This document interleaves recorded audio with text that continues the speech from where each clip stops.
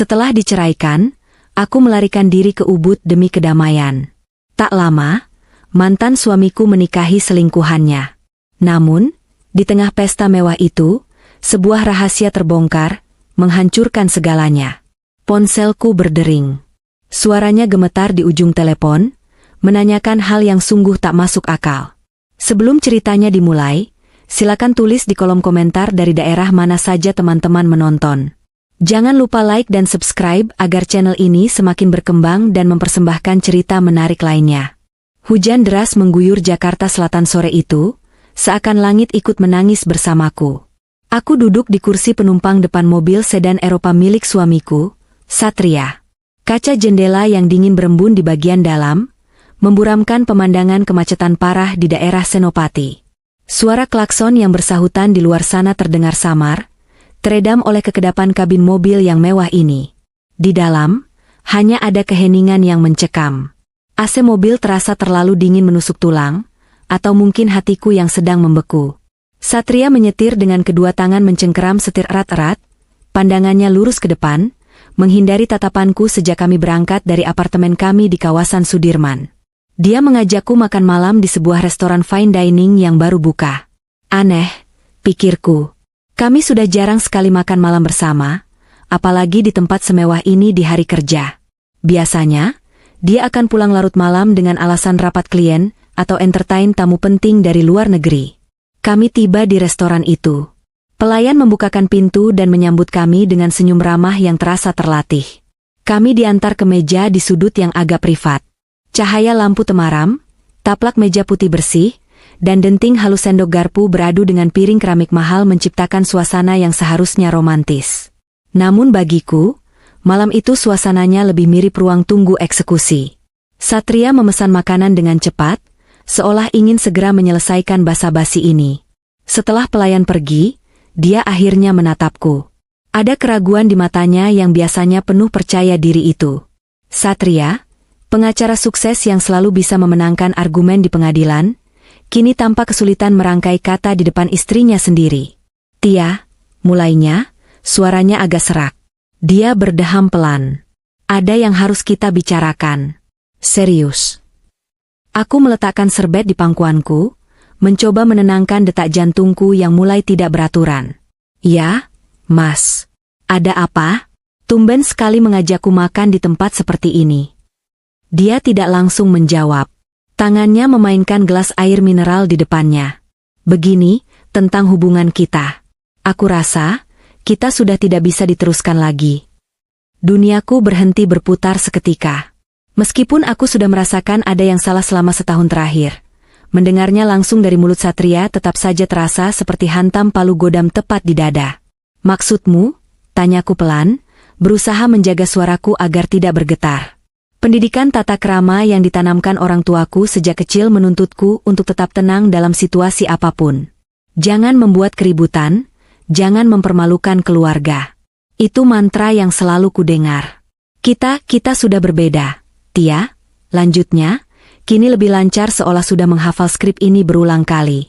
Aku merasa kita sudah tidak selevel lagi. Dunia kerjaku menuntut banyak hal, menuntut penampilan, menuntut gaya hidup tertentu. Sedangkan kamu lebih suka di rumah dengan kain-kain dan cantingmu itu. Aku terdiam. Tidak selevel. Kata-kata itu begitu menyakitkan. Jadi, 10 tahun pernikahan kami, dukunganku saat dia merintis karir dari nol, kesabaranku menunggunya pulang, semua itu tidak ada artinya hanya karena aku tidak suka tampil di pesta-pesta sosialita Jakarta? Apa karena Vera? Tanyaku. Kali ini, aku menatap matanya tajam. Satria tersentak. Wajahnya sedikit memucat. Kenapa kamu bawa-bawa Vera? Jangan kira aku bodoh, Mas, kataku, masih dengan nada yang tenang tapi penuh penekanan. Aku tahu bagaimana caramu memandang dia saat kita bertemu di acara kantor tahun lalu. Aku tahu kamu sering memuji betapa berkelas dan ambisius dia, tidak seperti istrimu yang hanya seniman batik rumahan ini. Aku melihat tagihan kartu kreditmu, Mas.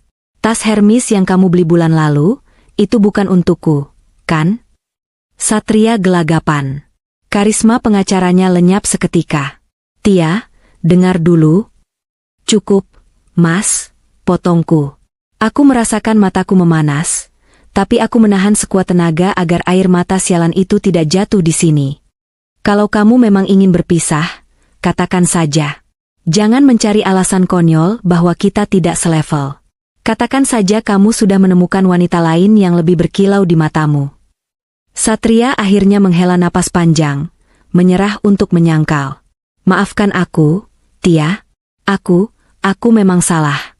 Tapi aku benar-benar merasa hidup lagi saat bersama Vera. Dia mengerti duniaku. Tolong mengerti. Pria di hadapanku ini, yang dulu berjanji di depan penghulu dan orang tuaku untuk menjagaku seumur hidup, kini memintaku untuk mengerti perselingkuhannya. Sungguh ironis. Baik, jawabku singkat. Aku akan mengurus semuanya. Kamu tidak perlu khawatir, aku tidak akan mempersulitmu. Malam itu, makan malam mahal yang belum sempat tersentuh itu berakhir dengan cepat. Di apartemen yang dingin dan sunyi, Satria menyodorkan map berisi surat gugatan cerai yang ternyata sudah disiapkannya. Dia sudah merencanakan ini matang-matang. Aku mengambil pena. Tanganku sedikit gemetar saat melihat namaku dan namanya tertera di sana sebagai pihak yang akan berpisah. Aku menarik napas dalam-dalam, memejamkan mata sejenak, mengingat 10 tahun yang sia-sia. Lalu, dengan sisa harga diri yang kupunya, aku menandatangani kertas itu. Tanpa drama, tanpa teriakan, tanpa piring pecah. Hanya goresan tinta yang mengakhiri 1 dekade kehidupanku. Satria tampak lega, meskipun ada sedikit rasa bersalah di wajahnya. Tia, soal harta Gonogini, aku tidak akan pelit. Kamu bisa ambil. Aku tidak butuh belas kasihanmu, Mas, kataku dingin saat berdiri meninggalkan meja makan. Aku hanya ingin ketenangan. Malam itu aku tidur di kamar tamu. Aku menangis tanpa suara di bawah selimut, menumpahkan segala rasa sakit, pengkhianatan, dan kehancuran yang kurasakan. Jakarta di luar sana masih macet dan bising, sama menyesakkannya dengan dadaku. Aku tahu, aku harus pergi dari kota ini. 2 minggu setelah malam di Senopati itu, aku sudah berdiri di Bandara Ngurah Rai, Bali. Udara hangat tropis langsung menyambutku begitu keluar dari pintu kedatangan. Sangat kontras dengan udara Jakarta yang polutif dan dinginnya AC apartemen tempatku mengurung diri selama proses perceraian. Aku tidak membawa banyak barang. Hanya 2 koper besar berisi pakaian, dan beberapa perlengkapan melukis kesayanganku. Apartemen di Jakarta sudah kosong. Aku meminta bantuan agen properti untuk menjualnya beserta seluruh isinya. Aku tidak ingin membawa satupun kenangan dari tempat itu. Uang hasil penjualan apartemen, bagianku dari harta Gonogini yang akhirnya kuterima demi modal hidup baru, cukup untuk menyewa sebuah villa kecil di Ubud selama 2 tahun ke depan, dan untuk biaya hidup sederhana. Seorang sopir jemputan bernama Bli Wayan sudah menungguku dengan papan nama bertuliskan, Ibu Tia. Senyumnya tulus, berbeda jauh dengan senyum palsu orang-orang di lingkungan sosialita Jakarta yang selama ini ku kenal. Perjalanan menuju Ubud memakan waktu sekitar 1,5 jam. Semakin menjauh dari keramaian kuta dan seminyak, pemandangan mulai berubah. Gedung-gedung beton berganti menjadi jejeran pohon kelapa, pura-pura keluarga dengan ukiran batu paras yang indah, dan hamparan sawah hijau yang menyejukkan mata. Aku membuka jendela mobil sedikit, membiarkan angin yang membawa aroma tanah basah dan dupa menerpa wajahku. Untuk pertama kalinya dalam berbulan-bulan, aku merasa bisa bernapas dengan lega. Villa yang kusewa terletak agak masuk ke dalam gang kecil di daerah Penestanan, jauh dari jalan raya utama Ubud yang mulai ramai turis. Tempatnya sederhana, tidak mewah sama sekali. Sebuah bangunan 1 lantai dengan atap jerami, 2 kamar tidur, dapur terbuka yang menghadap ke kebun kecil, dan sebuah pendopo di belakang yang langsung menghadap sawah terasering. Begitu Bli Wayan pamit setelah menurunkan barang-barangku, keheningan langsung menyergap. Tapi ini bukan keheningan yang mencekam seperti di Jakarta. Ini keheningan yang hidup. Ada suara gemericik air irigasi sawah, nyanyian jangkrik yang mulai bersahutan menyambut senja, dan sayup-sayup suara gamelan dari banjar desa yang sedang berlatih. Malam pertama, aku duduk di teras belakang, ditemani secangkir teh hangat. Aku mengambil ponselku. Banyak sekali notifikasi pesan masuk dari teman-teman arisan di Jakarta. Sebagian besar pura-pura bersimpati, padahal aku tahu mereka hanya ingin mengorek gosip terbaru. Aku tahu dari salah satu sahabat baikku, satu-satunya yang tulus, bahwa mereka kini mulai memihak Satria dan Vera, memuji-muji betapa serasinya pasangan baru itu. Tia itu terlalu kuno untuk Satria. Begitu kata salah satu dari mereka yang sempat terdengar oleh sahabatku. Satria butuh wanita modern seperti Vera untuk menunjang karirnya. Membaca pesan-pesan basa-basi itu membuat perutku mual. Dengan tekad bulat, aku mengeluarkan kartu SIM dari ponselku, mematahkannya menjadi 2, dan melemparnya ke tempat sampah. Aku juga menonaktifkan semua akun media sosialku, Instagram, Facebook, semuanya. Aku tidak ingin melihat kebahagiaan palsu yang dipamerkan Vera di Instagram story-nya. Aku tidak ingin tahu apapun lagi tentang mereka. Aku ingin menghilang. Hari-hari pertamaku di Ubud terasa aneh. Tidak ada dering telepon, tidak ada jadwal yang harus dikejar, tidak ada kewajiban untuk tampil sempurna. Aku sering terbangun di pagi hari karena sinar matahari yang menembus celah jendela, diiringi kokok ayam tetangga. Jauh sekali dari alarm bising dan klakson mobil yang biasa membangunkanku di ibu kota. Minggu pertama, aku habiskan hanya untuk diam. Aku duduk berjam-jam di pendopo, menatap padi yang mulai menguning. Aku membiarkan diriku merasakan semua emosi yang selama ini kutekan demi menjaga sopan santun. Aku menangis lagi. Kali ini lebih lega, diiringi suara hujan tropis yang deras mengguyur atap jerami vilaku. Perlahan, setelah air mataku kering, aku mulai merasakan dorongan itu kembali. Dorongan untuk menciptakan sesuatu. Aku pergi ke pasar seni di Sukawati, membeli kain mori berkualitas, malam, lilin batik, dan pewarna alam. Aku membersihkan sudut pendopo dan menjadikannya studio darurat. Saat pertama kali memegang canting lagi setelah sekian lama, tanganku sedikit kaku. Bau khas malam yang dipanaskan di atas kompor kecil memenuhi udara, bercampur dengan aroma bunga Kamboja dari kebun. Aku mencelupkan ujung canting ke dalam cairan malam panas, lalu mulai menorehkannya di atas kain putih. Garis demi garis mulai terbentuk. Aku tidak menggambar pola tradisional yang rumit seperti dulu. Kali ini, aku membiarkan tanganku bergerak mengikuti perasaanku. Pola-pola abstrak, garis-garis tegas yang menggambarkan kemarahan, lingkaran-lingkaran kusut yang menggambarkan kebingungan, lalu perlahan berubah menjadi motif daun dan aliran air yang lebih lembut. Melukis batik menjadi terapiku. Setiap tetes malam yang jatuh ke kain, seolah menyerap sedikit demi sedikit rasa sakit di hatiku. Aku bekerja dari pagi hingga sore, seringkali lupa makan siang. Hanya berhenti saat azan maghrib berkumandang sayup-sayup, atau saat punggungku terasa terlalu pegal. Di Ubud, aku menemukan kembali siapa diriku sebelum menjadi Nyonya Satria. Aku adalah Tia, seorang seniman yang mencintai tekstur kain dan filosofi di balik setiap motif batik. Aku mulai berkenalan dengan tetangga sekitar, ibu-ibu Bali yang ramah yang sering membawakanku buah-buahan atau canang sari. Mereka tidak peduli siapa mantan suamiku atau apa merek tasku. Mereka menerimaku apa adanya, sebagai seorang wanita yang sedang mencari ketenangan di desa mereka. Hidupku menjadi sangat sederhana. Pagi hari aku berjalan-jalan di pematang sawah, menghirup udara bersih. Siang hari aku membatik. Sore hari aku membaca buku atau sekadar duduk melamun. Malam hari aku tidur nyenyak tanpa bantuan obat tidur. Jauh dari nyinyiran, jauh dari gengsi, jauh dari kepalsuan Jakarta. Aku mulai merasa damai dalam kesendirian ini. Aku pikir, aku sudah berhasil sembuh. Aku pikir, masa laluku sudah benar-benar tertinggal di seberang pulau. Tapi ternyata, takdir masih menyimpan kejutan yang menyakitkan untukku. 6 bulan telah berlalu sejak aku mematikan hidupku di Jakarta, dan menyalakan kembali diriku di Ubud. Siang itu, cuaca di Ubud terasa panas menyengat, tipikal sebelum hujan badai tropis datang. Langit di atas sawah sudah berubah kelabu gelap, sementara angin mulai berembus kencang, menggoyangkan dedaunan kelapa dengan kasar. Aku sedang mencuci kain batikku di halaman belakang ketika ponselku, yang kini hanya berisi beberapa kontak penting dan beliwayan, berdering. Aku mengeringkan tangan dan mengangkat telepon. Itu suara Rina, sahabat baikku di Jakarta. Rina adalah satu-satunya jembatan penghubungku dengan masa lalu, dan dia selalu berhati-hati agar tidak membawa drama Jakarta ke tempat tinggalku yang baru. Halo, Rina. Tumben siang-siang telepon? Sudah beres urusan meeting? Sapaku riang. Aku selalu senang mendengar suaranya. Hai, Tia. Baru selesai. Aku meneleponmu karena ada sesuatu yang harus kusampaikan, tapi aku khawatir ini akan mengganggu ketenanganmu, kata Rina, suaranya terdengar ragu-ragu.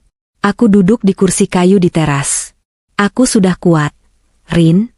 Apapun itu, katakan saja. Aku sudah tidak lagi terbuat dari kaca yang gampang pecah.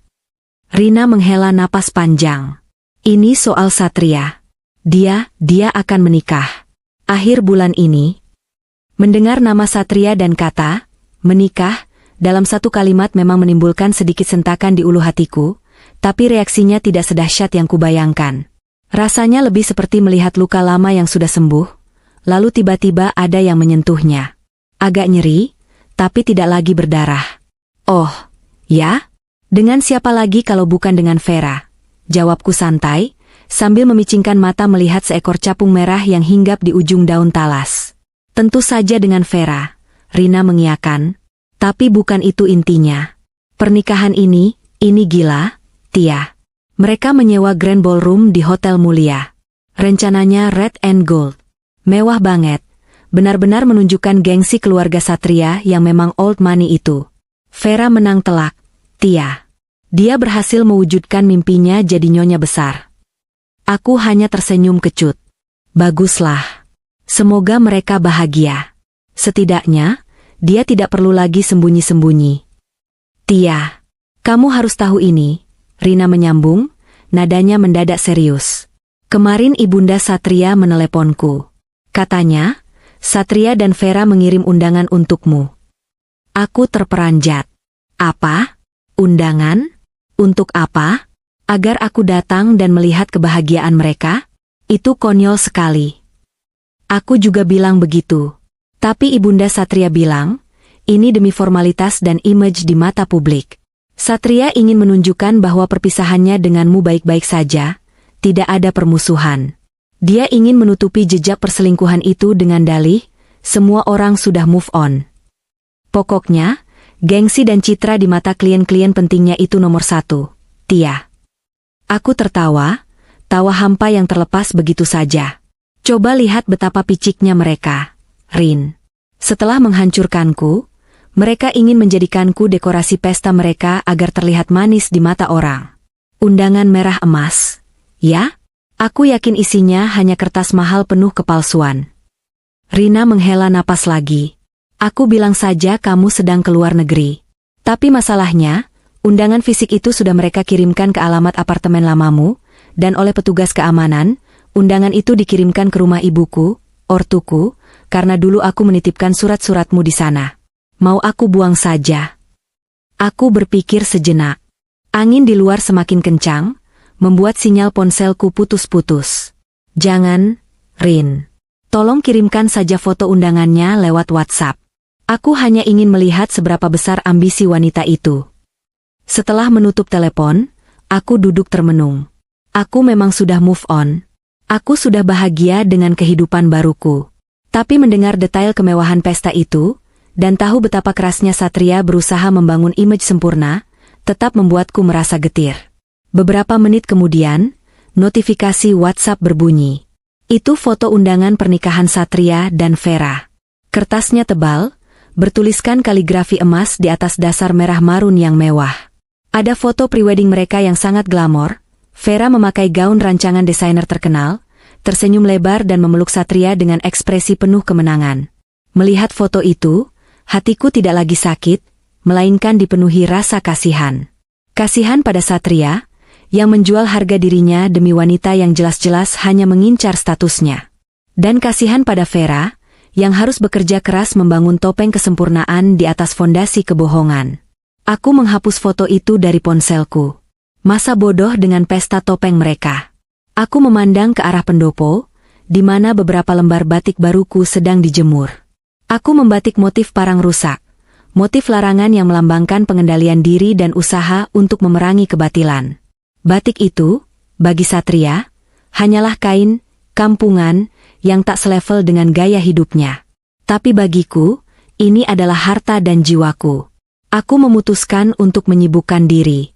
Pameran seni kecil-kecilan yang sedang kuikuti di galeri lokal di Ubud akan dibuka minggu depan. Aku harus menyelesaikan pemasangan karya-karyaku. Jakarta boleh terbakar dengan ambisi dan kepalsuan mereka. Bisikku pada diriku sendiri sambil berdiri dan berjalan menuju pendopo. Tapi di bawah langit Ubud yang tenang ini, aku sudah menemukan tempat yang dingin dan damai untuk jiwaku.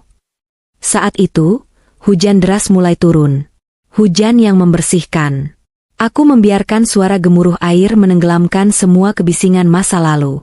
Aku tidak tahu bahwa di balik undangan merah emas itu, ada bom waktu yang sedang berdetak kencang, yang akan meledak saat hari pernikahan mereka tiba. Sudut pandang kini beralih sepenuhnya ke Jakarta. Hotel mulia, Grand Ballroom.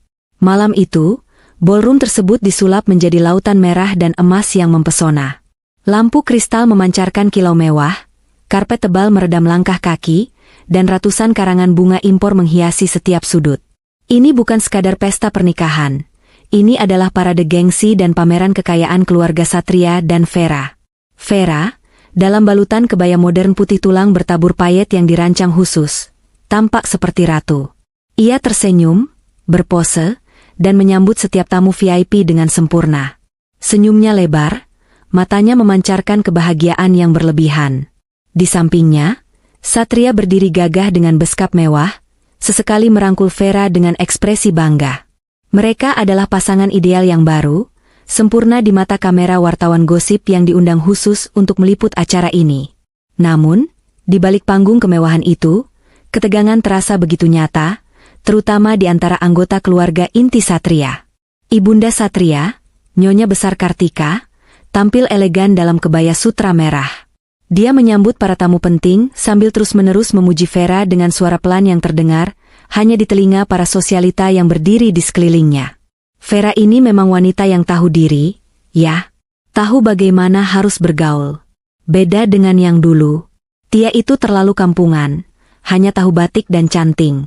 Mana cocok untuk Satria yang harus bergaul dengan duta besar dan para menteri. Bisik Ibunda Satria kepada Tante Mira, istri dari rekan bisnis suaminya. Iya, Bu. Vera ini kan anak seorang diplomat, ya? Latar belakangnya jelas lebih menjanjikan untuk karir Satria, jawab Tante Mira, ikut mengamini. Nyatanya, Vera bukanlah anak diplomat. Dia hanya anak dari keluarga biasa di Surabaya yang sangat pintar bergaul dan menggunakan koneksi. Semua cerita tentang latar belakangnya yang berkelas adalah fiksi yang ia ciptakan sendiri, dan karena Vera pintar bersandiwara, keluarga Satria yang haus gengsi ini termakan mentah-mentah. Di sudut lain ruangan, Ayah Satria, Bapak Pranata, terlihat kurang nyaman. Dia adalah pengusaha tua yang kental dengan budaya Jawa kuno, dan baginya, perceraian Satria dari Tia adalah aib besar. Apalagi, kini Satria menikahi Vera yang dikenalnya sebagai rekan kerja di kantor. Kamu terlalu memanjakan anakmu, Ma, bisik Bapak Pranata pada istrinya saat mereka berdua sempat beristirahat di kursi pelaminan. Kita sudah mengusir Raka karena omongan Vera, dan sekarang Satria malah menikahinya. Itu tidak etis, Ma. Kasihan Tia. Dia wanita baik-baik. Ibunda Satria mendesis. Jangan sebut nama wanita itu lagi di pesta ini. Raka itu sudah gila, Pak. Dia toksik, selalu merusak bisnis Satria. Kita harus percaya pada Vera. Dia yang menyelamatkan nama baik keluarga kita dari kebodohan Tia yang tidak bisa menemanimu bergaul. Perdebatan kecil itu terhenti ketika MC mengumumkan acara utama, pemotongan kue pengantin.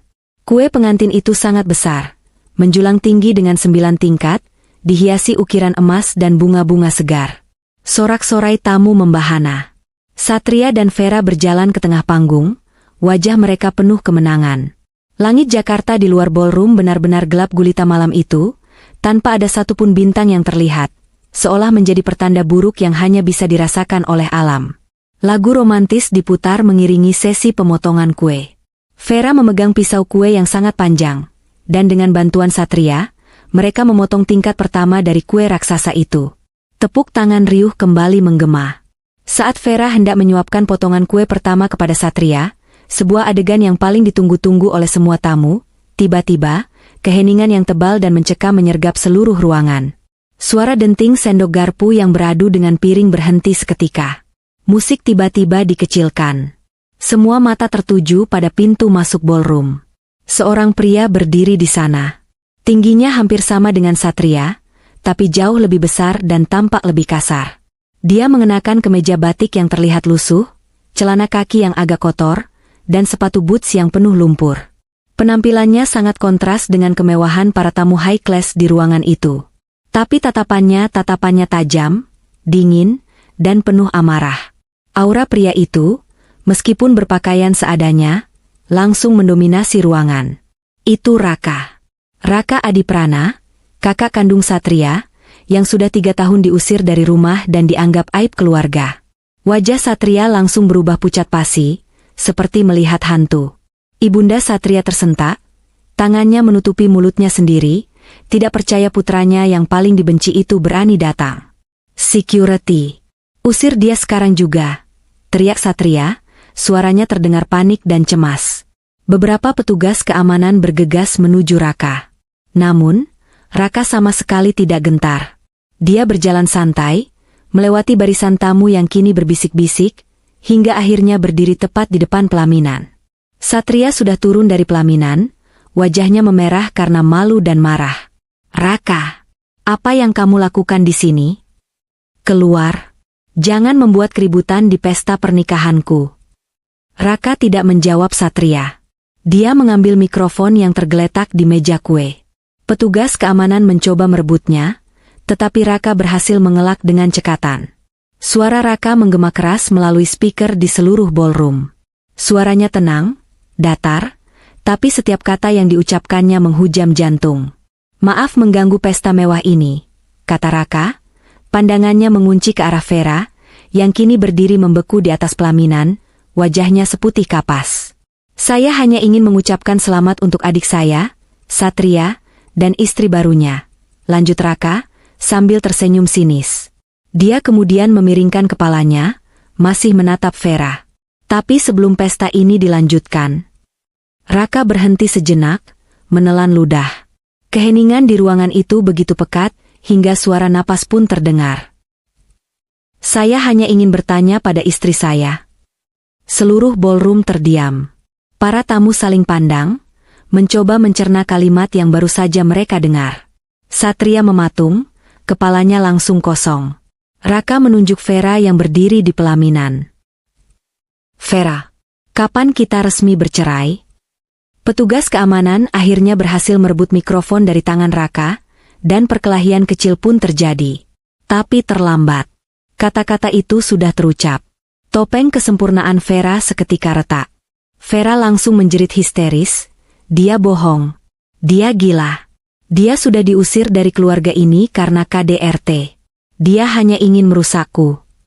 Namun, teriakan Vera tidak mampu meredam kekacauan yang terjadi. Kamera para wartawan gosip sudah menyala, mengabadikan setiap detik drama memalukan itu. Keluarga Satria, yang sangat menjunjung tinggi gengsi, kini hancur lebur di hadapan para kolega bisnis dan sosialita penting. Di tengah kerumunan yang kacau, Satria hanya bisa berdiri terpaku. Kakinya lemas. Dia menatap Vera, yang kini sudah histeris dan menangis kencang, lalu menatap Raka yang sedang ditarik paksa oleh petugas keamanan. "Istriku? Istri Raka?" bisik Satria, matanya dipenuhi ketidakpercayaan. Langit Jakarta di luar ballroom tiba-tiba mengeluarkan kilatan petir yang sangat besar, diikuti oleh gemuruh guntur yang memekakan telinga. Seolah alam pun ikut marah menyaksikan kebusukan yang baru saja terungkap. Pernikahan mewah itu berakhir seketika dalam kehancuran. Duniaku berhenti berputar tepat di detik itu. Lampu sorot ballroom yang tadinya terasa hangat memandikan kami dalam kemewahan, tiba-tiba terasa seperti lampu interogasi yang menyengat kulit. Aku berdiri kaku di samping kue pengantin setinggi 2 meter itu. Pisau pemotong kue masih tergenggam erat di tangan kananku yang mulai basah oleh keringat dingin. Di sebelahku, Vera, wanita yang baru saja kuikrarkan sebagai istriku beberapa jam lalu, berhenti bernapas. Aku bisa merasakannya. Tubuhnya menegang, senyum sempurnanya yang sedari tadi ia pamerkan ke arah kamera wartawan lenyap tak berbekas, digantikan oleh ekspresi horor murni yang belum pernah kulihat sebelumnya. Di hadapan kami, berdiri Raka, kakak kandungku. Laki-laki yang sudah 3 tahun ini kubuang dari ingatanku, laki-laki yang oleh ibu dan bapak disebut sebagai aib keluarga, kini berdiri di tengah pesta pernikahanku yang megah dengan pakaian lusuh dan sepatu berlumpur. Dia tampak seperti noda kotor di atas kain sutra putih yang mahal. Tapi bukan penampilannya yang membuat darahku membeku, melainkan suaranya. Kalimat itu, "Vera, kapan kita resmi bercerai?" 5 kata. Hanya 5 kata sederhana, tapi dampaknya lebih dahsyat daripada gempa bumi. Keheningan di Grand Ballroom Hotel mulia ini begitu mencekam, seolah oksigen di ruangan seluas ini tersedot habis dalam sekejap. Ribuan pasang mata tamu undangan, mulai dari pejabat, rekan bisnis, sosialita, hingga selebritas ibu kota, kini tertuju pada kami. Tidak ada lagi denting gelas, tidak ada lagi tawa sopan. Hanya ada suara dengungan mikrofone yang dipegang Raka, dan detak jantungku sendiri yang memukul gendang telinga dengan keras. Apa maksudmu? Suaraku keluar, tapi terdengar sangat kecil dan pecah, tenggelam oleh keheningan raksasa itu. Vera tiba-tiba menjerit. Jeritannya melengking, memecah kesunyian dengan cara yang menyakitkan. Bohong. Dia bohong. Usir dia. Mas Satria, usir dia. Dia orang gila. Teriakan Vera memicu reaksi berantai. Petugas keamanan yang tadi sempat terpaku karena kaget, kini tersadar dan langsung menerjang ke arah Raka. 2 orang bertubuh kekar mencengkeram lengan Raka, mencoba menariknya turun dari panggung pelaminan. Namun, Raka tidak melawan dengan fisik. Dia hanya menatapku. Tatapan matanya tajam, menusuk langsung ke dalam jiwaku yang sedang terguncang. Tidak ada kegilaan di sana. Yang ada hanya rasa lelah dan tatapan mengasihani yang membuat harga diriku terluka parah. Satria, panggil Raka, suaranya tenang meski tubuhnya sedang diseret paksa oleh keamanan. Dia tidak menggunakan mikrofon lagi, tapi karena jarak kami dekat, aku bisa mendengarnya dengan jelas. Tanyakan padanya. Tanyakan pada istrimu itu, siapa suaminya di Surabaya tahun 2018. Tanyakan kenapa dia tidak pernah punya akta cerai yang sah. Diam. Bawa dia keluar. Cepat. Ibuku berteriak dari barisan depan tamu VIP. Wajah ibu yang biasanya anggun dengan riasan tebal kini merah, pada menahan murka dan malu. Bapak di sebelahnya tampak memegangi dadanya, napasnya tersengal-sengal. Raka tertawa kecil saat diseret menjauh, sebuah tawa getir yang bergema di kepalaku. Selamat menikmati bangkai yang kau kira berlian, adikku. Pintu ballroom tertutup di belakang punggung Raka. Dia hilang. Tapi kehancuran yang ditinggalkannya baru saja dimulai. Suasana pesta berubah menjadi neraka. Bisik-bisik para tamu mulai terdengar seperti suara lebah yang marah. Aku melihat beberapa rekan pengacaraku saling berpandangan sambil menggelengkan kepala. Aku melihat klien-klien besarku, orang-orang yang sangat kujaga hubungannya demi karir firma hukumku, menatapku dengan pandangan merendahkan. Kamera wartawan gosip yang kami undang untuk meliput kemewahan ini, kini justru menjadi senjata makan tuan. Lampu kilat mereka menyambar-nyambar tanpa henti, merekam wajah pucatku dan wajah histeris Vera. Mas, kamu jangan dengarkan dia. Vera mencengkeram lenganku. Kukunya yang panjang menancap sakit di balik jas beskapku. Air matanya mengalir deras, melunturkan maskara mahalnya, membuat wajahnya tampak mengerikan. Kamu tahu kan Raka itu sakit jiwa? Dia dendam sama kita. Dia dendam karena ibu dan bapak lebih sayang kamu. Aku menepis tangan Vera. Kasar.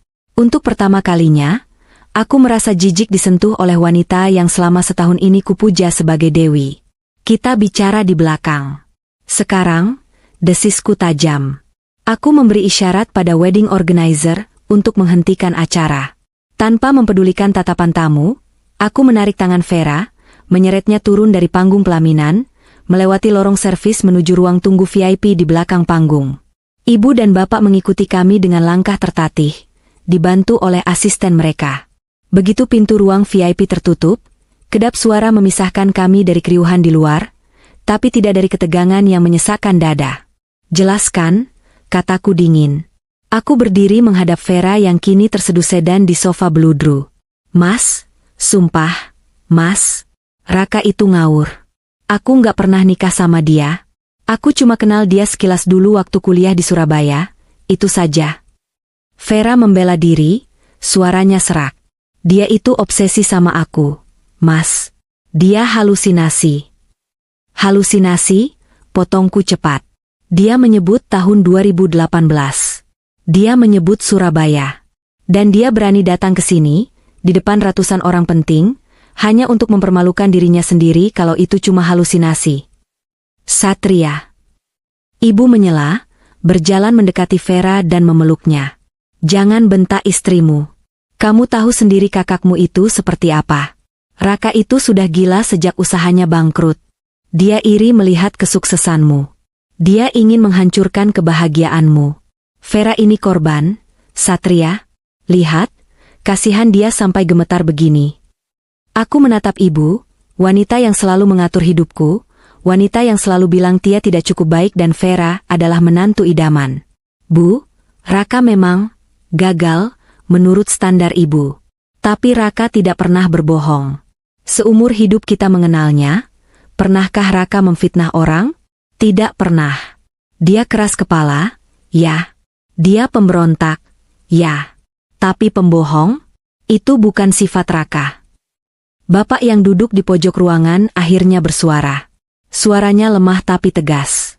Telepon pengacara kita di Surabaya. Sekarang. Cek catatan sipil. Cek apakah ada catatan pernikahan atas nama Vera dan Raka. Vera tersentak. Wajahnya yang tadi merah karena tangis, kini memucat kembali menjadi putih mayat. Papa nggak percaya sama Vera. Saya mau bukti, jawab Bapak dingin. Gengsi Bapak hancur malam ini, dan bagi keluarga Pranata, itu adalah dosa tak terampuni. Aku mengeluarkan ponselku. Tanganku gemetar hebat saat mencari kontak detektif swasta langganan kantorku. Pikiranku berkecamuk. Potongan-potongan memori berputar di kepalaku. Ingatanku melayang ke saat pertama kali aku bertemu Vera. Dia dikenalkan sebagai karyawan baru di divisiku. Cantik, ambisius, dan sangat mengerti hukum. Dia tahu banyak tentang keluargaku, bahkan sebelum aku bercerita. Saat itu aku pikir dia hanya riset yang bagus. Lalu saat Raka diusir dari rumah 3 tahun lalu, itu karena tuduhan Raka menggelapkan uang perusahaan keluarga dan melakukan KDRT pada pacarnya. Pacarnya saat itu. Aku memejamkan mata, mencoba mengingat wajah pacar Raka yang melapor pada ibu waktu itu. Wanita itu memakai masker dan kacamata hitam, menangis terseduh-seduh, mengaku dipukuli Raka. Kami tidak pernah melihat wajahnya dengan jelas. Ibu langsung percaya dan mengusir Raka tanpa pengadilan. Apakah wanita itu Vera? Vera, tanyaku pelan, suaranya bergetar menahan amarah yang mulai mendidih. Waktu Raka diusir, wanita yang mengaku dipukuli Raka, itu kamu. Vera diam. Tangisnya berhenti seketika. Matanya liar bergerak ke kiri dan ke kanan, mencari jalan keluar. Jawab aku. Bentakku, membuat ibu terlonjak kaget. Itu demi kebaikan kamu, Mas. Vera akhirnya berteriak, topeng wanita lembutnya retak sepenuhnya. Raka itu parasit. Dia bakal habisin harta bapak kalau nggak diusir. Aku cuma bantu kamu, Mas. Aku bantu kamu jadi pewaris tunggal. Harusnya kamu makasih sama aku. Duniaku runtuh untuk kedua kalinya malam itu. Jadi, semua ini bohong. Tuduhan KDRT itu bohong. Kegilaan Raka itu bohong. Dan aku menceraikan Tia, istri yang tulus mencintaiku selama 10 tahun, demi seorang wanita manipulatif yang ternyata adalah kakak iparku sendiri. Rasa mual yang hebat menyerang perutku. Aku mundur beberapa langkah, menatap Vera seolah dia adalah monster. Ruangan ber-AC dingin itu terasa seperti oven yang membakar kulitku. Kamu. Aku menunjuk wajah Vera dengan jari telunjuk yang gemetar. Kamu bukan manusia. Aku berbalik, mengabaikan teriakan ibu yang memanggil namaku. Aku keluar dari ruangan VIP, berjalan cepat melewati lorong hotel. Aku harus pergi. Aku harus keluar dari tempat terkutuk ini. Di luar hotel, Jakarta gelap gulita. Hujan belum turun, tapi awan hitam menggantung rendah, seolah menekan kota ini sampai gepeng. Aku masuk ke dalam mobil pengantinku, duduk di balik kemudi, dan menyalakan mesin. Aku tidak tahu harus kemana. Apartemenku kini terasa asing karena ada jejak Vera di sana. Rumah orang tuaku penuh dengan kepalsuan. Aku menyetir tanpa arah menembus jalanan Jakarta yang lengang lewat tengah malam. Bayangan wajah Tia muncul di benakku. Tia yang lembut. Tia yang tidak pernah menuntut. Tia yang selalu menyeduh teh hangat saat aku pulang kerja dengan kepala pening. Tia yang kubuang seperti sampah demi mengejar kelas yang ternyata palsu. Apa yang sudah kulakukan? Air mataku jatuh. Bukan air mata sedih, tapi air mata penyesalan yang terlambat. Di tengah jalan tol yang sepi, aku memukul setir mobil sekuat tenaga, berteriak sekencang-kencangnya hingga tenggorokanku sakit. Tapi tidak ada yang berubah. Nasi sudah menjadi bubur. Tanganku merogoh saku, mengambil ponsel. Hanya ada satu orang yang bisa memberikan kewarasan padaku saat ini. Hanya ada satu rumah yang ku kenal. Meski aku tahu, aku tidak pantas lagi mengetuk pintunya. Dengan tangan gemetar, aku menekan nomor yang sudah lama kuhapus tapi masih terpatri di luar kepala. Ubud sedang marah malam ini. Hujan bukan lagi sekadar air yang turun dari langit, melainkan badai yang mengamuk. Angin kencang menderu-deru, menghantam atap jerami vilaku dengan suara yang menakutkan. Pohon kelapa di halaman belakang meliuk-liuk liar seperti penari yang kerasukan.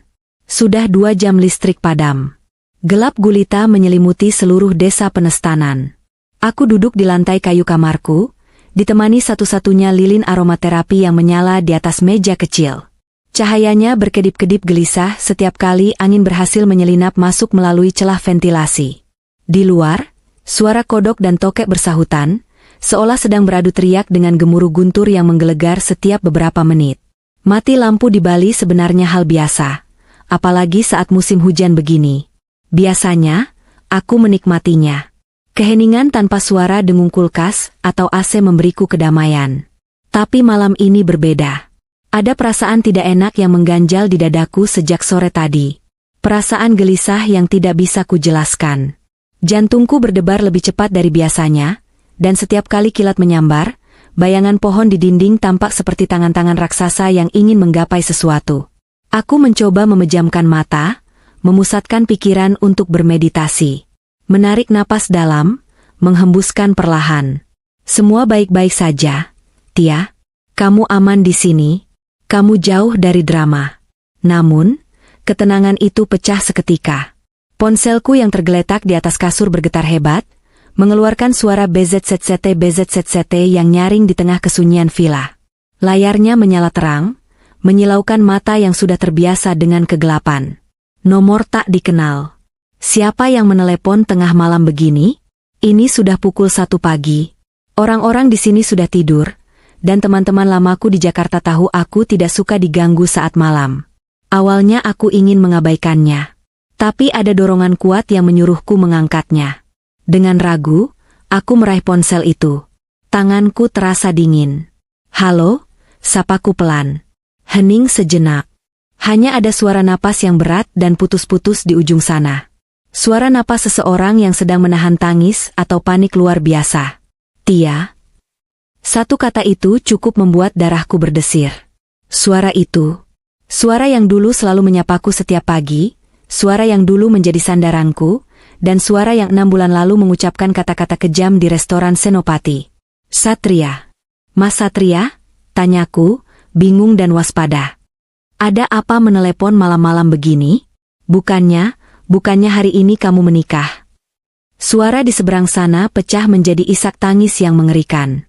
Ini bukan tangisan sedih biasa. Ini tangisan seorang laki-laki yang jiwanya baru saja dicabik-cabik. Hancur, Tia. Semuanya hancur. Racau Satria. Suaranya terdengar kacau, bercampur dengan suara mesin mobil yang menderu di latar belakang. Dia sedang menyetir? Apa yang hancur? Mas, kamu kenapa? Kamu mabuk. Aku berusaha tetap tenang, meski hatiku mulai ikut bergetar. Tia, jawab aku jujur. Satria tidak menjawab pertanyaanku, malah balik bertanya dengan nada mendesak, hampir putus asa. Apa kamu tahu? Apa selama ini kamu tahu? Tahu apa? Aku semakin bingung. Di luar, guntur meledak keras sekali, membuatku sedikit terlonjak. Vera? Satria menyebut nama itu dengan nada jijik yang begitu kental, berbeda 180 derajat dari nada memuja yang biasa ia gunakan dulu. Apa kamu tahu kalau Vera itu? Kalau Vera itu istri Raka? Istri kakakku sendiri? Aku terdiam. Otakku butuh beberapa detik untuk memproses kalimat itu. Istri Raka? Kakak Satria yang diusir itu? Hah? Apa maksudmu, Mas? Istri Raka? Bukannya Raka belum menikah saat dia diusir? Jawabku polos. Aku benar-benar tidak tahu apa-apa. Selama menjadi istri Satria, interaksiku dengan Raka sangat minim karena Raka jarang pulang, dan keluarganya selalu menjelek-jelekan Raka di depanku. Dia istri siri Raka di Surabaya, Tia. Dia yang bikin Raka diusir. Dia memfitnah Raka. Satria berteriak, suaranya parau. Kamu beneran gak tahu? Kamu gak sekongkol sama Raka buat hancurin aku malam ini. Demi Tuhan. Mas, potongku tegas, rasa kagetku berubah menjadi tersinggung. Aku sudah 6 bulan di Ubud, memutus kontak dengan Jakarta. Aku bahkan tidak punya nomor Raka. Bagaimana bisa kamu menuduhku sekongkol? Hening lagi, hanya terdengar isak tangis Satria yang semakin memilukan. Maafkan aku, Tia, bisiknya lemah. Aku nggak tahu harus percaya siapa lagi. Raka datang ke pesta, Tia. Dia hancurin semuanya. Dia bongkar semuanya di depan tamu. Vera ternyata ular. Aku menyandarkan punggungku ke dinding kayu yang dingin. Jadi begitu ceritanya. Karma bekerja lebih cepat dari paket kilat ekspedisi. Pesta pernikahan yang diagung-agungkan itu, yang katanya akan menjadi pesta paling berkelas tahun ini, ternyata menjadi panggung pembukaan aib terbesar keluarga mereka. Ada rasa prihatin, tentu saja. Tapi anehnya, tidak ada rasa kemenangan di hatiku. Hanya rasa lelah. Mas, kataku pelan, mencoba menenangkan suaranya yang histeris. Kalau memang itu benar, kamu harus selesaikan. Hadapi. Jangan lari. Aku nggak bisa, Tia. Aku malu. Aku malu sama kamu. Aku ninggalin berlian demi batu kali. Aku bodoh banget. Satria meratap. Tia, boleh nggak aku kesana? Aku butuh kamu. Aku mau pulang. Kamu rumahku, Tia. Mendengar permintaan itu, mataku terpejam. Di luar, hujan masih mengguyur deras, membasahi bumi yang kering. Dulu, kalimat, kamu rumahku, akan membuatku luluh dan memaafkan segalanya. Tapi sekarang, aku melihat sekeliling kamarku yang gelap, diterangi satu lilin kecil. Ruangan ini sederhana, jauh dari kemewahan apartemen kami dulu. Tapi di ruangan inilah aku menemukan kembali diriku yang hilang. Di ruangan inilah aku menyembuhkan luka yang ditorehkan Satria. Mas, jawabku, suaraku stabil dan tenang, kontras dengan badai di luar dan badai di hati Satria. Kamu tidak bisa kesini. Kenapa? Kamu masih istriku kan? Maksudku, kita bisa rujuk. Aku batalkan pernikahan ini. Vera penipu, pernikahannya tidak sah. Bukan soal sah atau tidak, Mas, potongku lembut tapi tegas. Tapi soal rumah. Rumah yang kamu cari itu sudah tidak ada. Bangunannya sudah rubuh 6 bulan lalu, saat kamu memintaku pergi di Senopati. Puing-puingnya sudah kusapu bersih. Tia, tolong. Kamu sedang kacau, Mas. Tenangkan dirimu. Selesaikan masalahmu dengan keluargamu dan Vera. Jangan bawa badai Jakarta ke Ubud. Di sini aku sudah tenang. Tia, jangan matikan teleponnya. Tia. Selamat malam, Satria. Semoga kamu menemukan jalan keluar. Aku menjauhkan ponsel dari telingaku, lalu menekan tombol merah. Memutus sambungan. Memutus masa lalu. Aku meletakkan ponsel itu kembali di kasur, lalu meniup lilin yang menyala. Asap tipis mengepul dalam kegelapan, membawa aroma lavender. Kini gelap total. Tapi anehnya, aku tidak lagi merasa takut pada bayangan pohon atau suara guntur. Malam ini, di tengah badai tropis dan mati lampu, aku merasa lebih terang daripada sebelumnya. Satria menelepon dengan pertanyaan yang tak masuk akal, tapi justru memberikan jawaban yang paling masuk akal bagiku, bahwa aku sudah benar-benar selesai dengannya. Aku menarik selimut, mendengarkan nyanyian hujan yang kini terdengar seperti lagu pengantar tidur yang damai. Besok pagi, aku akan kembali melukis. Dan kali ini, mungkin aku akan melukis badai yang sudah berlalu. Langit Jakarta di luar jendela kaca patri ruang tamu rumah orang tuaku di Menteng belum menampakkan tanda-tanda kehidupan. Namun bagiku, dunia sudah berakhir beberapa jam yang lalu. Jam dinding besar antik buatan Jerman yang berdiri angkuh di sudut ruangan berdentang 3 kali. Teng, teng, teng. Suara itu biasanya memberi kesan wibawa, kesan stabilitas keluarga ningrat yang tak tergoyahkan. Tapi dini hari ini, suaranya terdengar seperti lonceng kematian. Seperti palu hakim yang mengetuk vonis bersalah tepat di ulu hatiku. Aku duduk terperosok di sofa kulit Chesterfield berwarna coklat tua. Sofa ini diimpor bapak dari Inggris 10 tahun lalu, tempat di mana aku biasa duduk sambil meminum scotch dan membicarakan kemenangan kasus-kasus besarku. Kini, aku merasa tidak pantas bahkan untuk sekadar menempelkan punggungku di sandarannya. Jas pengantin beskap yang kukenakan, yang harganya setara dengan gaji setahun karyawan biasa, terasa gatal, mencekik, dan penuh dosa. Aku belum menggantinya. Aku tidak sanggup melihat cermin untuk melepasnya. Di hadapanku, di atas meja marmer Italia yang dingin, berserakan puing-puing kebohongan. Bukan puing fisik, melainkan tumpukan dokumen yang baru saja dibawa masuk oleh Pak Haryo, kepala tim investigasi swasta yang selama ini menjadi senjata rahasia firma hukumku. Pak Haryo berdiri di sudut ruangan, wajah tuanya yang penuh guratan pengalaman tampak lelah dan canggung. Dia tahu dia sedang menyaksikan runtuhnya sebuah dinasti kecil, dan dia berusaha menyembunyikan rasa kasihannya. Asap rokok mengepul tebal di udara, menciptakan kabut abu-abu yang menyesakkan dada. Bapak, pria yang seumur hidupnya kujadikan panutan, pria yang selalu berkata, jaga kesehatanmu, Satria, itu aset termahal. Kini sudah menghabiskan batang rokok ke-8-nya dalam 1 jam terakhir. Tangannya yang biasanya kokoh saat memimpin rapat pemegang saham, kini gemetar hebat saat mendekatkan api ke ujung rokok. Wajahnya yang tua mendadak terlihat 10 tahun lebih renta malam ini. Guratan di dahinya bukan lagi tanda kebijaksanaan, melainkan tanda kehancuran. Ibu duduk di sofa seberang, tidak menangis, tapi itu justru lebih menakutkan. Matanya bengkak, tatapannya kosong menatap vas bunga kristal di tengah meja. Riasan wajahnya yang tadi malam membuatnya terlihat seperti nyonya besar paling elegan di Jakarta, kini luntur. Maskara hitam meleleh di pipinya, membentuk jalur air mata hitam yang membuatnya tampak seperti karakter dalam lukisan horor. Dia meremas sapu tangan sutra hingga buku-buku jarinya memutih, seolah-olah sapu tangan itu adalah leher seseorang yang ingin dia cekik. Dan di kursi tunggal di dekat jendela, duduklah Vera. Wanita yang kemarin sore kuikrarkan sebagai istri di hadapan penghulu dan Tuhan. Wanita yang kuanggap sebagai piala keberhasilanku. Dia sudah berganti pakaian. Gaun pengantin rancangan desainer yang bernilai ratusan juta itu, entah sudah dilempar kemana.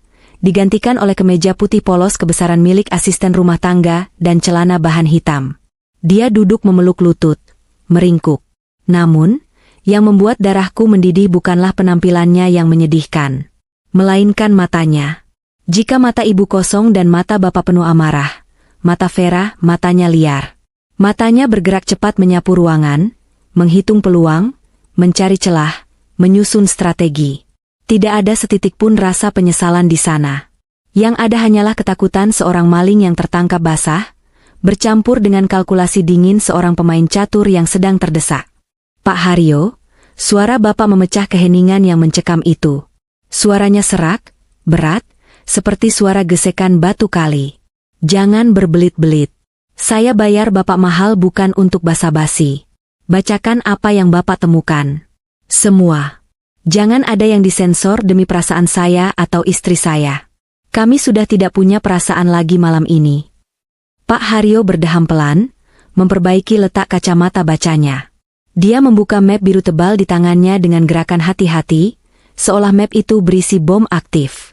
Baik, Pak Pranata. Mohon maaf sebelumnya jika apa yang saya sampaikan ini akan menambah beban bapak dan ibu, ucap Pak Haryo sopan. Dia menarik selembar kertas yang terlihat agak kusam, hasil pindaian faksimili yang baru saja dikirim oleh jaringannya di Jawa Timur. Poin pertama, Pak Haryo memulai, nadanya datar dan profesional, kontras dengan badai emosi di ruangan itu. Mengenai status pernikahan. Pernyataan saudara Raka di ballroom tadi malam terkonfirmasi valid. Duar. Meski aku sudah menduganya, mendengarnya diucapkan secara resmi oleh orang lain rasanya seperti ditembak tepat di dada dalam jarak dekat. Ini adalah salinan kutipan akta nikah dari Kawa Kecamatan Wonokromo, Surabaya, lanjut Pak Haryo sambil meletakkan kertas itu di meja, tepat di depan Bapak. Tercatat pernikahan antara saudara Raka Adiprana bin Pranata Subagio dengan saudari Veronica Dwi Astuti binti Suryo. Tanggal pernikahan, 14 Mei 2018. Status saat ini, belum ada catatan perceraian resmi di Pengadilan Agama Surabaya maupun Jakarta. Ruangan itu hening lagi. Aku menahan napas. Nama itu, Veronica Dwi Astuti. Nama lengkap Vera. Nama yang sama yang tertera di buku nikah kami yang baru saja ditandatangani kemarin. Jadi, suaraku keluar, terdengar asing di telingaku sendiri. Kecil, pecah, menyedihkan. Jadi pernikahan kita kemarin tidak sah? Kamu melakukan poliandri? Vera tidak menjawab. Dia memalingkan wajahnya ke arah jendela gelap. Rahangnya mengeras. Ibu tiba-tiba terisak. Sebuah isakan pendek yang menyakitkan. Kamu bilang kamu lajang, Vera? Kamu bersumpah demi almarhum ayahmu kalau kamu belum pernah menikah. Kamu bilang Raka itu orang gila yang terobsesi padamu. Kamu bohong. Pak Haryo tidak memberi jeda bagi Vera untuk membela diri. Dia mengeluarkan dokumen berikutnya. Poin kedua. Mengenai latar belakang keluarga. Saudari Vera mengaku sebagai putri diplomat yang besar di Eropa. Fakta lapangan menunjukkan bahwa almarhum ayah saudari Vera adalah seorang pegawai tata usaha di sebuah sekolah menengah di Sidoarjo yang diberhentikan karena kasus indisipliner. Ibu kandung saudari Vera masih hidup, bekerja sebagai pedagang catering rumahan di pinggiran Surabaya. Saudari Vera tidak pernah kuliah di Eropa. Ijazah S2 dari London yang dilampirkan saat melamar kerja di kantor Mas Satria adalah palsu. Beliau hanya lulusan D3 sekretaris dari akademi lokal. Aku merasa mual. Perutku bergejolak hebat. Rasanya ingin memuntahkan semua fine dining dan champagne yang kutelan semalam. Semua cerita tentang masa kecilnya di Paris? Bohong.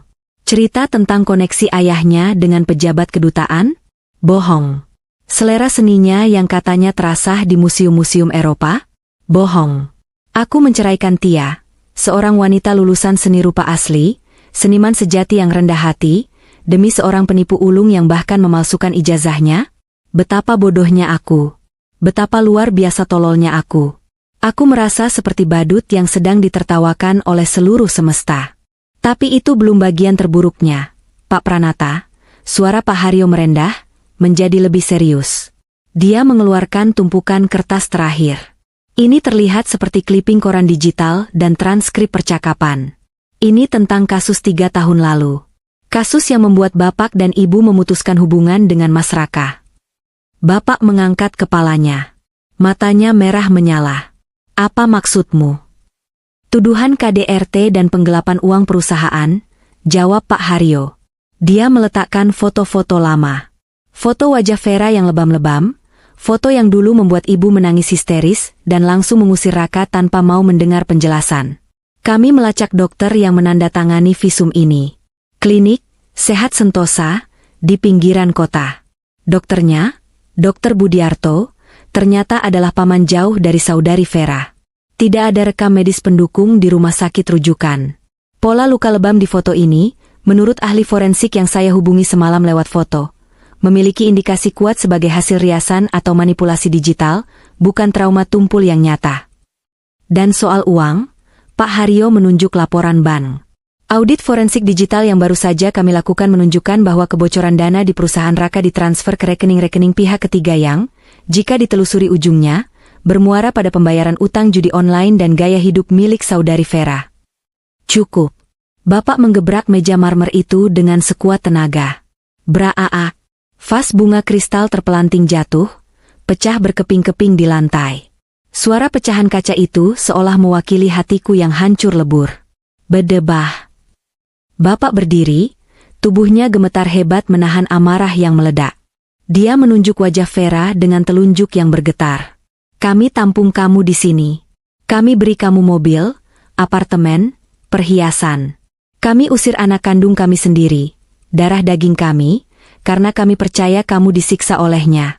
Kami anggap Raka anak durhaka, anak gagal, sampah keluarga. Ternyata kamu iblisnya. Ibu meraung. Bukan lagi menangis, tapi meraung. Dia memukul-mukul dadanya sendiri, rasa bersalah karena telah membuang Raka pasti sedang mencabik-cabik jantungnya saat ini. Raka, maafin Mama, Nak, Raka. Aku berdiri. Kakiku lemas, tapi amarah memberiku kekuatan. Aku berjalan mendekati Vera. Aku ingin mencekiknya. Aku ingin menghapus keberadaannya dari muka bumi. Jawab, Vera, desisku. Suaraku dingin, setajam silet. Semua yang dikatakan Pak Haryo, apa ada satu saja yang salah? Jawab. Vera perlahan mengangkat wajahnya. Dan saat itu, aku melihat perubahan yang mengerikan. Air mata palsunya hilang seketika. Postur tubuhnya yang meringkuk ketakutan berubah tegak. Bibirnya yang tadi gemetar kini menyunggingkan senyum miring. Senyum sinis. Senyum seorang penjahat yang sudah tidak perlu lagi berpura-pura baik. Dia tertawa pelan. Tawa yang kering dan meremehkan. Kalian ini lucu, ucap Vera.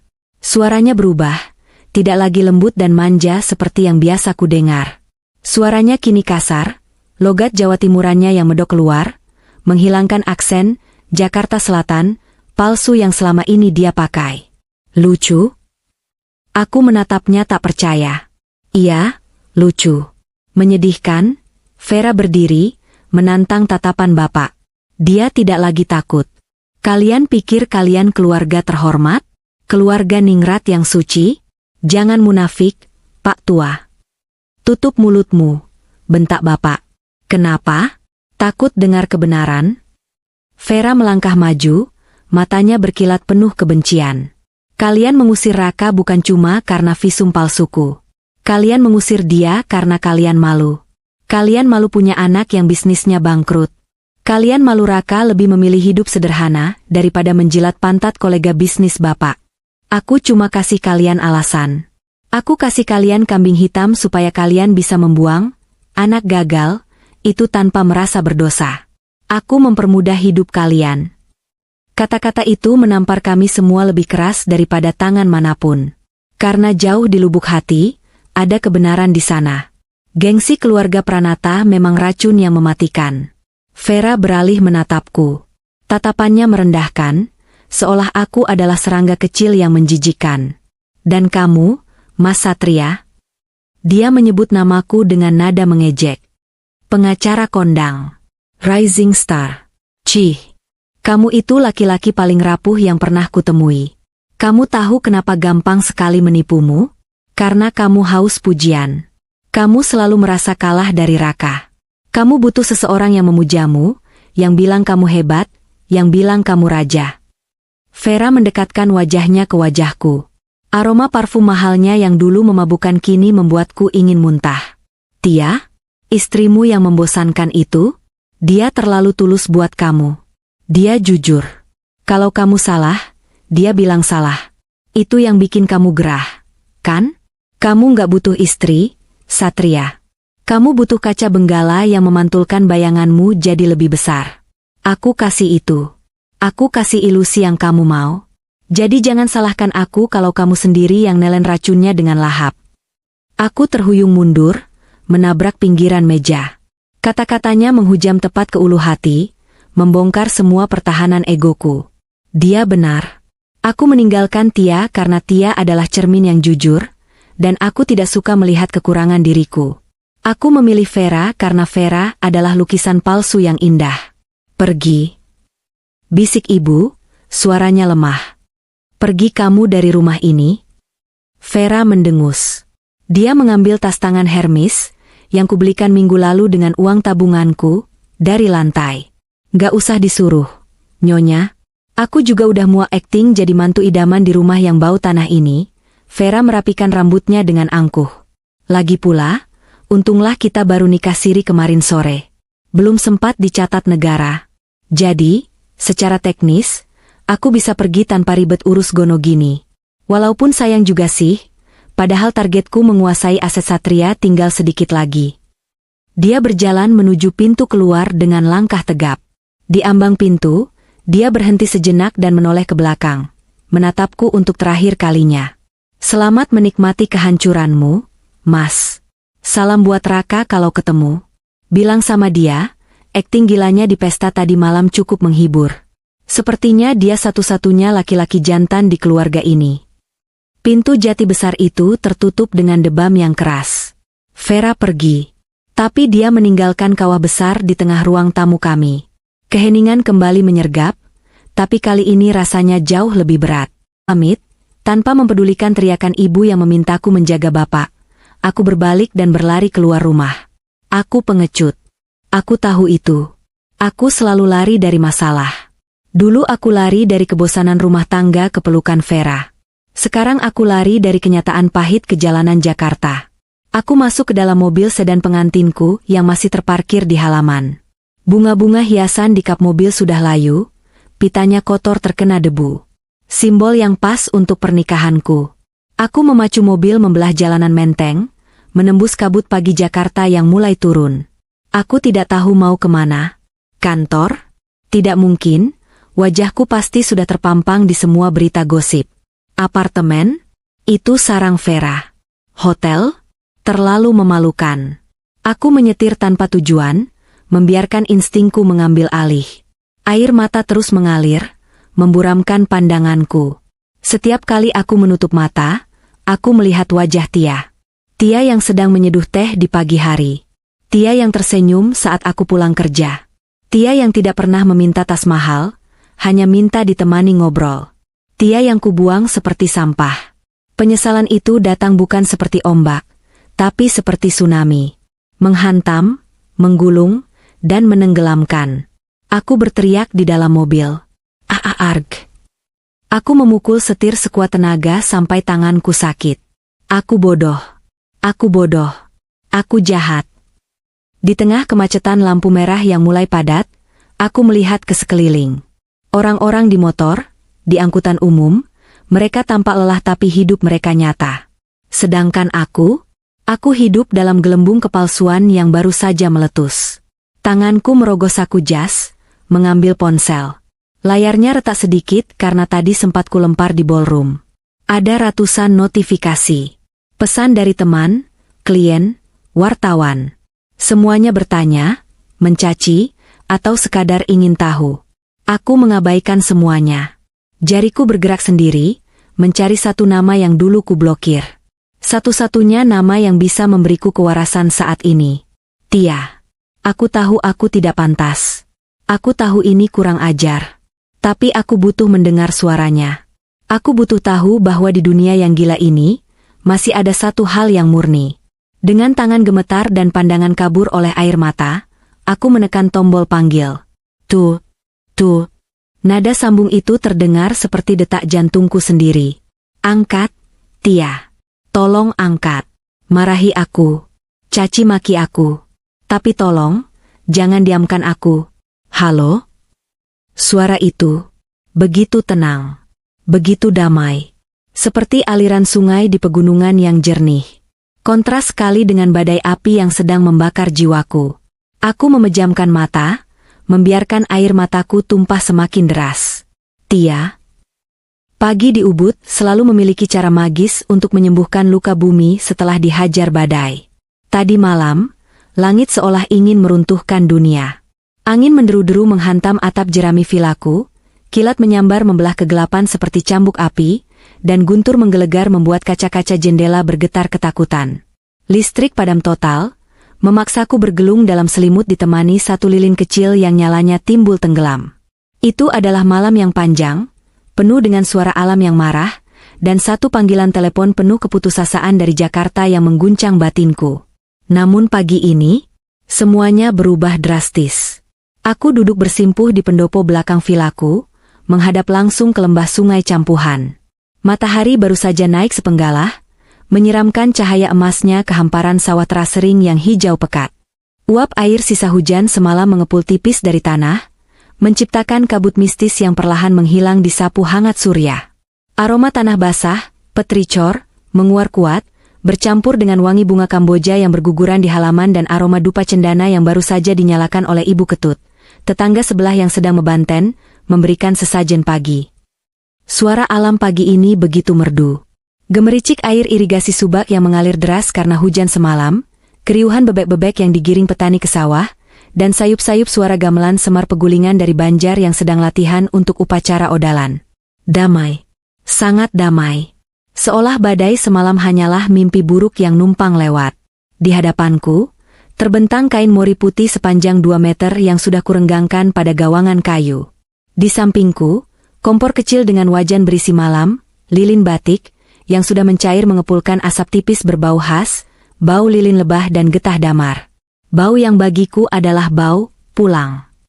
Aku mengambil canting, meniup ujungnya sedikit, lalu mulai menorehkan cairan panas itu ke atas kain. Ser. Suara halus saat malam menyentuh kain katun primisima adalah musik favoritku.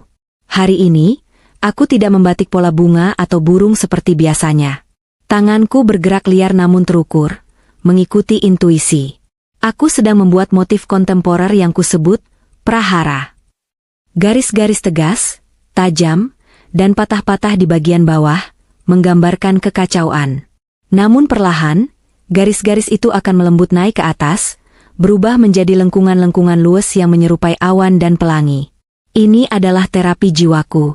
Menuangkan apa yang kurasakan semalam ke dalam karya seni.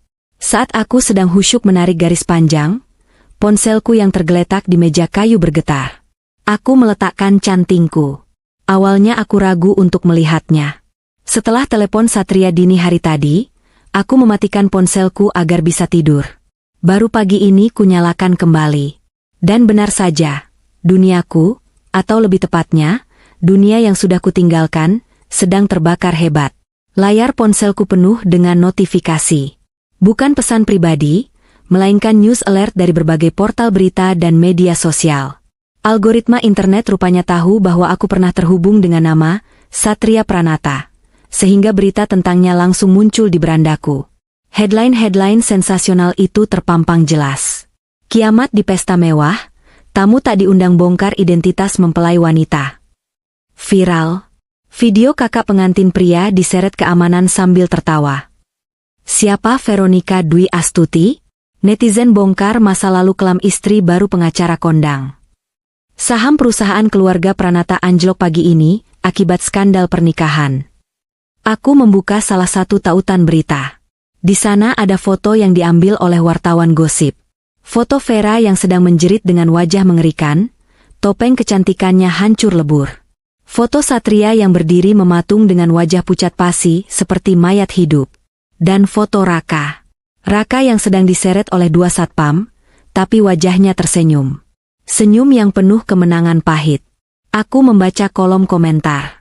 Ribuan komentar netizen mengalir deras seperti air bah.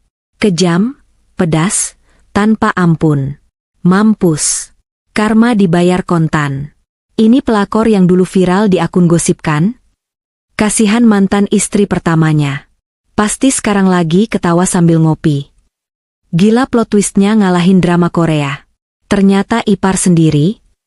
Keluarga cowoknya juga toksik parah. Pantesan kena batunya. Aku meletakkan ponsel itu kembali. Apakah aku tertawa? Tidak.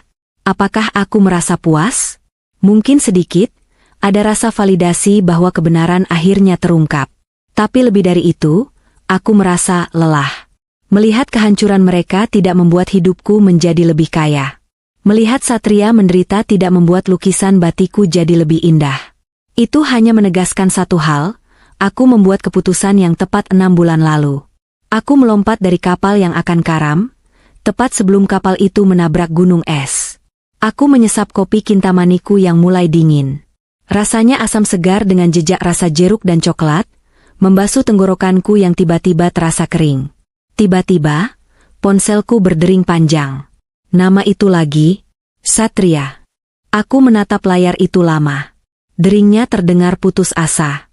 Ini bukan lagi panggilan dari seorang mantan suami yang arogan. Ini panggilan SOS dari seseorang yang sedang tenggelam di tengah lautan luas. Hatiku berdebat. Sebagian diriku ingin membiarkannya berdering sampai mati. Biarkan dia menanggung akibatnya sendiri, bisik egoku. Tapi sebagian lagi, bagian diriku yang dididik oleh orang tua untuk selalu berwelas asih, merasa perlu untuk mengangkatnya. Bukan untuk memberi harapan, tapi untuk memberi penutup. Klosure yang tegas. Aku menghela napas panjang, menatap gunung agung yang tampak biru di kejauhan, lalu menekan tombol hijau. Halo, Mas. Suaraku datar, tanpa emosi. Tia. Suaranya di seberang sana hancur lebur. Serak, basah, dan gemetar hebat. Aku bisa mendengar suara klakson kendaraan di latar belakang. Dia sedang di jalan? Aku sudah baca beritanya. Mas, potongku sebelum dia sempat menjelaskan. Aku tidak butuh dia menceritakan ulang aib itu. Tia, aku minta maaf. Demi Tuhan, aku minta maaf. Satria menangis. Tangisan anak kecil yang kehilangan arah. Aku bodoh, Tia. Aku salah. Aku sudah tahu semuanya. Vera, dia iblis. Dia bohong soal semuanya. Dia kakak iparku sendiri, Tia. Dia yang hancurin Raka, dan sekarang dia hancurin aku. Aku diam, membiarkan dia menumpahkan semuanya. Bapak serangan jantung, Tia. Ibu histeris. Aku kabur. Aku nggak kuat di rumah itu. Rumah itu neraka. Racau Satria. Aku sendirian sekarang. Teman-teman menjauh. Karirku pasti habis.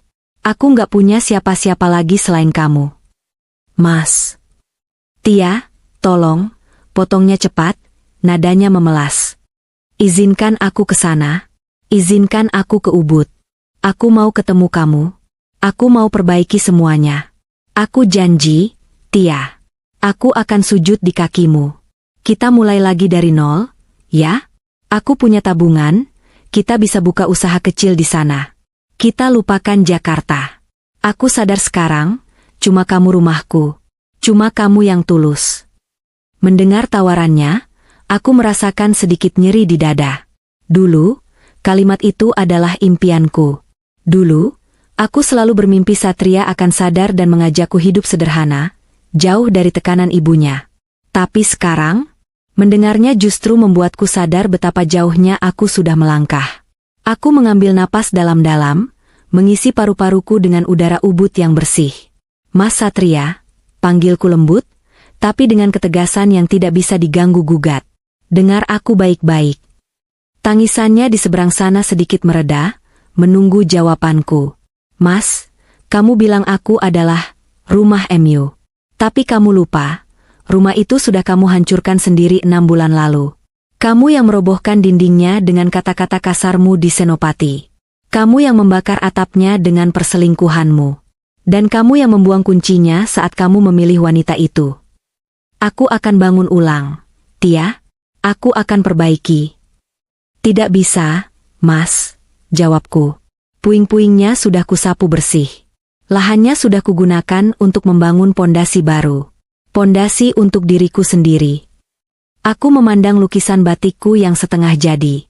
Mas, kamu ingin lari ke sini bukan karena kamu mencintaiku. Kamu ingin ke sini karena kamu butuh tempat sembunyi. Kamu butuh pelampung karena kamu sedang tenggelam. Itu bukan cinta, Mas. Itu rasa takut. Tapi aku sayang kamu, Tia. Kalau kamu sayang aku, biarkan aku bahagia dengan kedamaianku di sini. Jangan bawa badai Jakarta MU ke langit Ubudku. Di sini langitnya sedang cerah. Mas, aku tidak mau ada awan hitam lagi. Hening yang lama. Hanya terdengar napas Satria yang berat dan suara hiruk pikuk lalu lintas Jakarta yang bising di latar belakang, kontras sekali dengan suara bebek dan angin di tempatku. Jadi benar-benar nggak ada jalan pulang? Tanyanya lirih. Suara harapan yang patah. Jalan pulangmu bukan ke sini, Mas, kataku. Jalan pulangmu adalah ke rumah orang tuamu. Pulanglah. Temani bapak yang sedang sakit. Tenangkan ibu. Cari Raka, sujudlah di kakinya. Minta maaf pada kakakmu yang sudah kalian zalimi bertahun-tahun. Itu jalan pulangmu yang sebenarnya. Hadapi masalahmu, jangan lari lagi. Jadilah laki-laki yang bertanggung jawab, setidaknya sekali ini saja.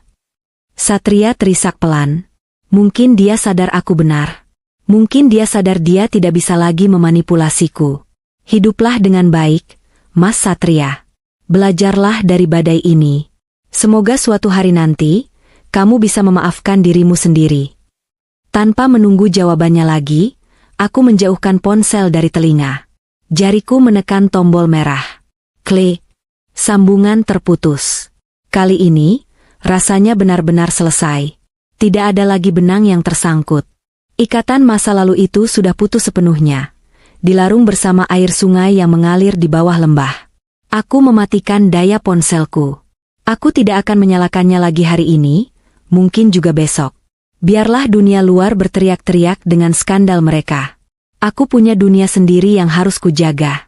Aku kembali mengambil canting. Lilin di wajan masih panas dan cair. Aku mencelupkan ujung canting, lalu kembali menorehkan motif di kain putih itu. Di bagian atas motif prahara yang kacau itu, aku mulai menggambar lengkungan-lengkungan halus. Motif mega mendung yang kumasukkan unsur Bali. Awan yang berarak tenang, membawa hujan yang menghidupi, bukan badai yang menghancurkan.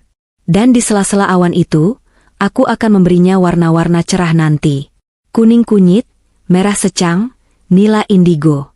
Warna pelangi. Aku tersenyum sendiri. Angin sepau-sepau menerpa wajahku, memainkan ujung rambutku. Seorang petani lewat di pematang sawah, tersenyum padaku sambil mengangkat capingnya. Semeng, Butia. Pagi, Butia. Semeng, beli.